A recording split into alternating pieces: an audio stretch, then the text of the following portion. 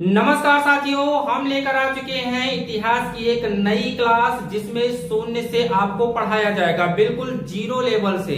इतिहास में पहले हम प्राचीन इतिहास पढ़ेंगे, उसके बाद मध्यकालीन इतिहास पढ़ाया जाएगा, उसके बाद आधुनिक इतिहास के बारे में भी हम पढ़ने वाले हैं। इतिहास क्या होता है, इतिहास के स्रोत क्या है, इतिहास की जानकारी हमें कहां कहां से मिलती है, इन पर भी हम चर्चा करने वाले हैं। इतिहास इससे पहले आप कहीं नहीं पढ़े हैं और या पढ़े भी हैं, आपको नहीं समझ में आता है, तो मैं वादा करता हूं कि आपको इतिहास एक कहानी की तरह याद हो जाएगा। इतिहास है क्या? अगर इतिहास की बात करें तो इतिहास वर्ड को अगर हम समझ विच्छेद करें तो क्या होता है, इत प्लस हास।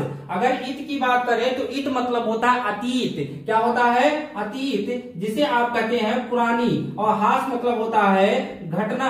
जो पुरानी घटनाओं का अध्ययन किया जाता है वही कहलाता है इतिहास। क्या कहलाता है? इतिहास। आप अपने घरों में दादी के द्वारा, अपने नानी के द्वारा, अपने मम्मी के द्वारा, अपने दादा के द्वारा तमाम कहानियां सुनते थे, और वो कहानियां किसी राजा रानी की, किसी लड़ाई की, बहुत पुरानी पुरानी कहानियां आपको सुनाया करते थे। वो भी इतिहास की कहानियां होती थी। उसी को आज सामान्य भाषा में जब हम अपने स्तर का पढ़ते हैं तो उसे हम इतिहास कहते हैं। क्या कहते हैं? इतिहास कहते हैं। मतलब पुरानी घटनाओं को पढ़ना व समझना इतिहास कहलाता है। अगर आप बीते हुए समय में कोई भी घटना का अध्ययन करते हैं तो वो आपका इतिहास कहलाता है। अब देखिए, इतिहास की जानकारी हमें दो रूपों में मिलती है। एक जो है ये मिलती है साहित्यिक, क्या होता है? साहित्यिक होता है, और दूसरा जो होता है वो पुरातात्विक होता है। क्या होता है? पुरातात्विक होता है। पुरातात्विक का मतलब एक होता है जो साहित्य के द्वारा, जो आपकी बुकें हैं, जो आपका ग्रंथ है, जैसे रामचरितमानस हो गया, उसके बाद जो है महाभारत हो गया। इंडिया का नाम भारत क्यों पड़ा? इंडिया इसे किसने कहा? भारत जो है, भारत इसे क्यों पड़ा नाम? तो ये सारी जानकारी। अब भारत का नाम भारत क्यों पड़ा? तो आप जानते हैं कि हमारे इतिहास में एक राजा थे दुष्यंत, और महाराजा दुष्यंत के जो पुत्र थे भरत, उन्हीं के नाम पे भारत पड़ा हुआ है। एक भरत अयोध्या में रामचंद्र के भाई भी थे, उनके नाम पे नहीं पड़ा है, ये दुष्यंत के बेटे भरत के नाम पे पड़ा हुआ है। इंडिया नाम दिया है जो हमारे देश में बाहर से कंट्रियों के लोग आए, किसी ने हिंदुस्तान कहा, किसी ने इंडिया कहा। तो ये सब जब हम इतिहास पढ़ते हैं तो हमको जानकारी मिलती है। उसके बाद जो है पुरातात्विक की अगर बात करें तो हमें जो आर्कियोलॉजिस्ट से जो हमें जानकारी मिलती है, एविडेंस मिलते हैं, खुदाई के द्वारा जो हमें चीजें प्राप्त होती हैं, उसी के द्वारा जो हमें जानकारी मिलती है, उसे हम पुरातात्विक इतिहास कहते हैं। वो पुरातात्विक होता है। अब इसमें हमने बताया कि जो साहित्य है, ये साहित्य के द्वारा जो हमारे धर्मगुरु थे, जो हमारे द्वारा ग्रंथों की रचना की गई, चाहे वो रामचरितमानस हो, चाहे वो रामायण हो, चाहे वो महाभारत हो, चाहे वो वेद व्यास द्वारा रचित जो है वेद हो, वेदों के द्वारा भी हमें इतिहास की जानकारी मिलती है। तो ये जो किताबें हैं, जो साहित्य के स्रोत हैं, उनसे भी जानकारी मिलती है, और जो पुरातात्विक स्रोत हैं उनसे भी इतिहास की जानकारी मिलती है। अब हम बात करते हैं कि अगर मान लीजिए कि ये पृथ्वी है, क्या है? पृथ्वी है। अगर बात करें कि इतिहास में पृथ्वी कब आई, पृथ्वी, तो मान लीजिए कि एक क्या था, एक यहाँ पे ये गैसीय गोला था। क्या था?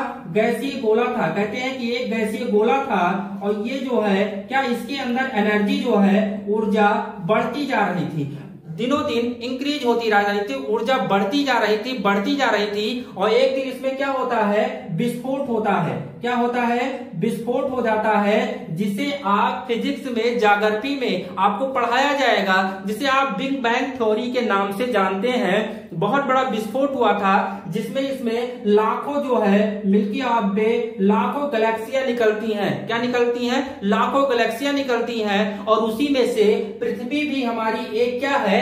गैलेक्सी निकली। इसमें से पृथ्वी भी हमारी एक गैलेक्सी, इसी गैसीय गोला का भाग है जिसपे हम लोग रहते हैं, जिसपे लाइफ है, जिसपे जीवन है। और ये देखा जाए तो ये लगभग 4.3 बिलियन करोड़ वर्ष की बात है। ये करोड़ वर्ष की बात है जब इस पृथ्वी का जन्म हुआ है, जब इस पृथ्वी की उत्पत्ति हुई है। ये करोड़ों वर्ष पहले की बात है। अब बात करते हैं कि पृथ्वी पर मानव कब आया। पृथ्वी पर मानव कब आया? तो पृथ्वी पर मानव लाखों वर्ष पूर्व, पहले आप देखे हैं कि इस समय जो बंदर देख रहे हैं, ये मानव जो था ये इसी बंदर के रूप में था। किसके रूप में था? बंदर के रूप में था। मानव का जब जन्म होता है, उत्पत्ति होती है, तो ये बंदर के रूप में था। इसको बहुत ज्यादा, इसका माइंड जो है काम नहीं करता था। इसके पास ना खाने के लिए भोजन था, ना इसके पास पहनने के लिए कपड़े थे, ना इसके लिए रहने के लिए आवास थे। ये जंगलों में रहा करता था, कंदराओं में रहता था, गुफाओं में रहता था, पेड़ के पत्ते खाता था, उसके बाद जानवरों को खाता था, इधर उधर भटकता रहता था। उसके बाद जब हम देखते हैं कि मानव जो इस समय होमो सैपियंस मानव की प्रजाति है, ये मानव की 5वीं जनरेशन है। कौन सी? ये मानव की 5th जनरेशन है। हम आपको जब पाषाण काल पढ़ाएंगे, स्टार्ट करेंगे, अभी तो आप इतिहास का एक छोटा सा स्ट्रक्चर देख रहे हैं, एक आप छोटा सा टेलर देख रहे हैं। जब इसको स्टार्ट किया जाएगा तब मानव की कौन कौन सी प्रजाति है, मानव की कौन कौन सी जनरेशन है, ये भी आपको डिटेल्स में बताया जाएगा और आपके दिमाग में पूरा खोपड़ी में घुस जाएगा कि पहले कौन सा मानव था। होमो सैपियंस जो है ये कौन सी जनरेशन है और होमो सैपियंस को होमो सैपियंस क्यों कहा गया, ये भी आपको बताया जाएगा। तो ये इस समय मानव है, ये 5th जनरेशन है। क्या है? 5th जनरेशन है। आज देखिए बंदर से कहां हम कितना डेवलप हो गए कि बंदर कहां छूट गया, बंदर हमसे बिल्कुल अलग हो गया। तो ये कैसे अलग हो गया, मानव ने अपने आप में डेवलप कैसे किया, अपने आप में विकास कैसे किया, ये भी हम इतिहास में पढ़ने वाले हैं। अब देखिए उसके बाद हम मध्यकालीन इतिहास पढ़ेंगे। मध्यकालीन इतिहास में हम भारत में विकास, विदेशी आक्रमण, बहुत सारी चीजों को पढ़ेंगे। उसके बाद जो है आधुनिक भारत पढ़ेंगे और आधुनिक भारत उसके बाद जो है हम 1947 तक स्टडी करेंगे जब हमारा देश भारत आजाद हुआ है। तो इतिहास में 3 पार्ट है, एंशिएंट हिस्ट्री, उसके बाद जो है मेडुअल हिस्ट्री, उसके बाद जो है मॉडर्न हिस्ट्री। ये तीनों पार्ट को पढ़ना है, बिल्कुल 0 लेवल से पढ़ना है, एक कहानी की तरह पढ़ना है कि दिमाग में बिल्कुल बैठ जाए। जैसे आप कोई पिक्चर देखते हैं, मूवी देखते हैं, पूरा का पूरा आपको याद हो जाता है। बस आप मेरी बातों को सुनते रहना। क्लास को छोटे छोटे भागों में आपको पेश किया जाएगा जिससे आपको क्लास को पढ़ने में बोरियत न उत्पन्न हो।